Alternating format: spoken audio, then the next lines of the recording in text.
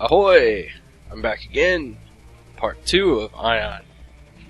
So we're going to jump right into it again.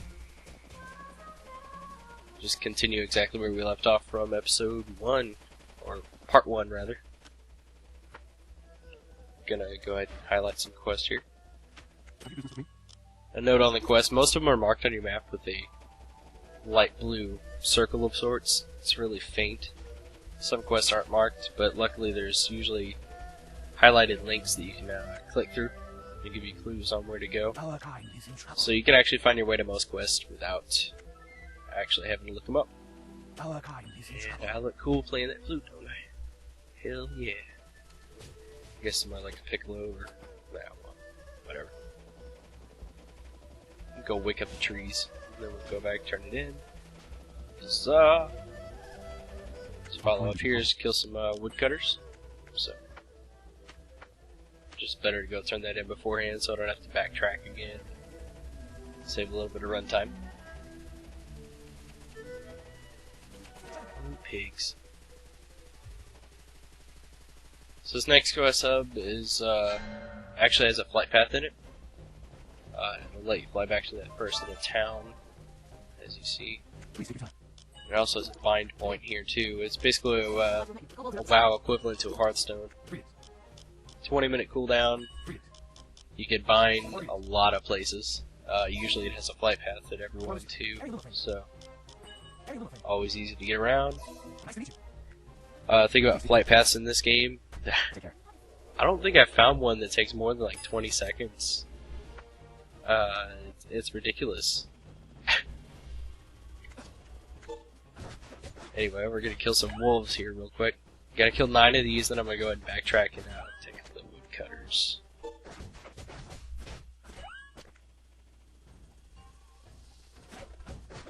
One note I wanted to say was, in this game they have an item called a power shard, which is an item that you can equip, and it powers up the strength of your weapon.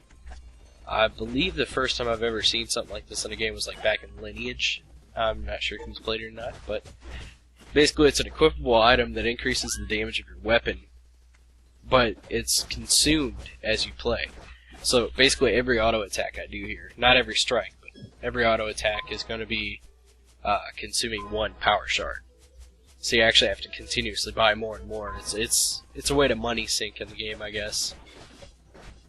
But power shards increase your damage. Huzzah! You just have to activate them whenever you log in, or if you actually run out of them and equip more, you have to reactivate them. So just keep that in mind. If you use a 2-hand weapon, you can actually equip 2 power shards, 1 for each hand. Double up and consume them both, and deal some pretty decent damage there too. As you can see, one of the early specialties of gladiators, the ability to tank a couple mobs. A lot of other classes can't exactly do that yet. I think warrior's probably the only one that could do it. As far as classes go, how the game breaks down is you start with one of 4 classes, which would be your standard setup: warrior, mage, scout, and priest. But what we're aiming to get at here is the Ascension quest, which is basically where your character's going to remember his past, and it'll actually let you determine what your class turns out to be. So if you start as a warrior, you could be either a gladiator or a Templar. Gladiator's like a plate cleave class, basically. They'll steamroll. They're all DPS. It's awesome. I believe also through certain parts of the game, due to population issues, people expect them to tank with the 2-hander on. They just cleave through, and huzzah, it can work. But if you want to go the tankier role, you would go with the Templar, which is your standard sword and board guy. They got some really cool abilities. They're really hard to kill, even in PvP. They're kind of hated for it, as far as I know. For your mage, you have your standard mage goes to sorcerer. That was expected.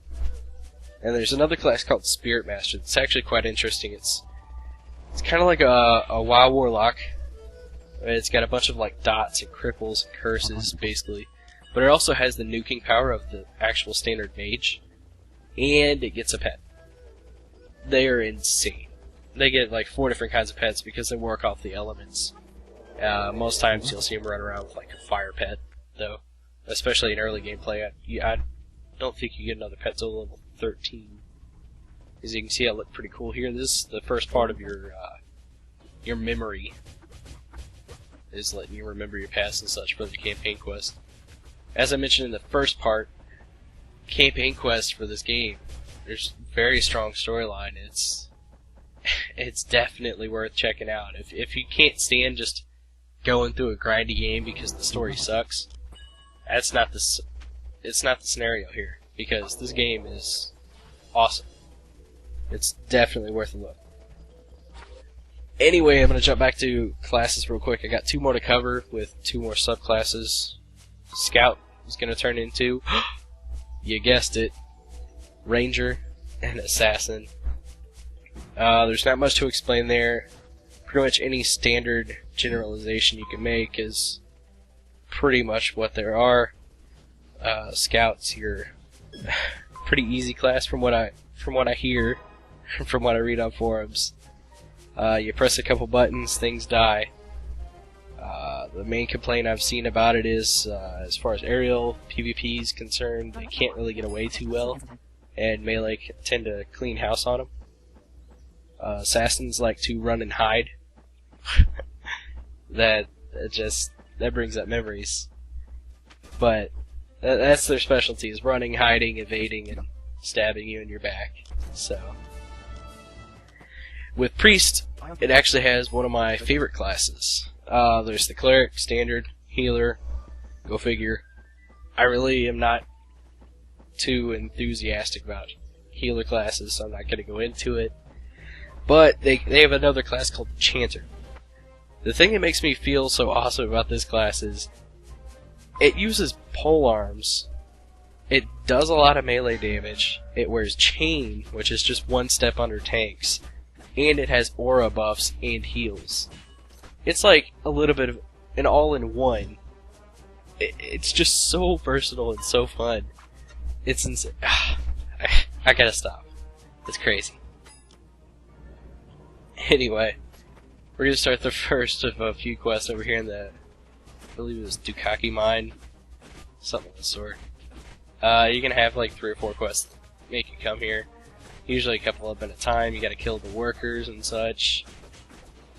You gotta kill 12 guys and find what happened to Tuddy, I believe his name is, which is the pet pig.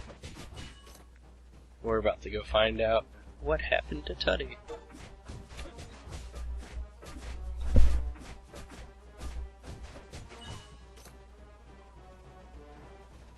Oh no! He's on the fire. I'll show you a little scene, but I decided to skip there just because, well, I can see the pig roasting. I'm pretty sure I can figure out what happened, right?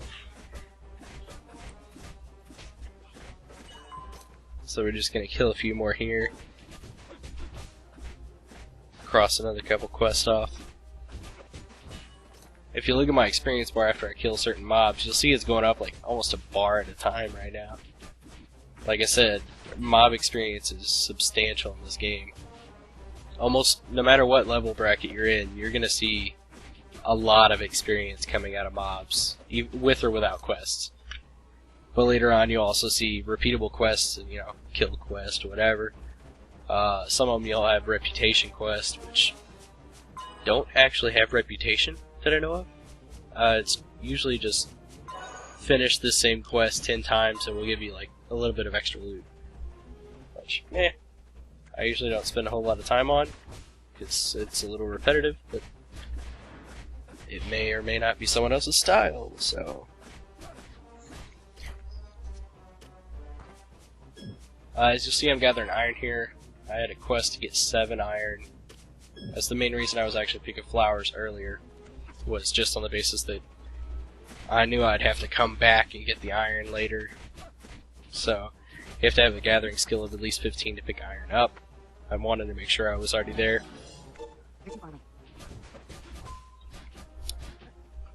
Just checking my quest here.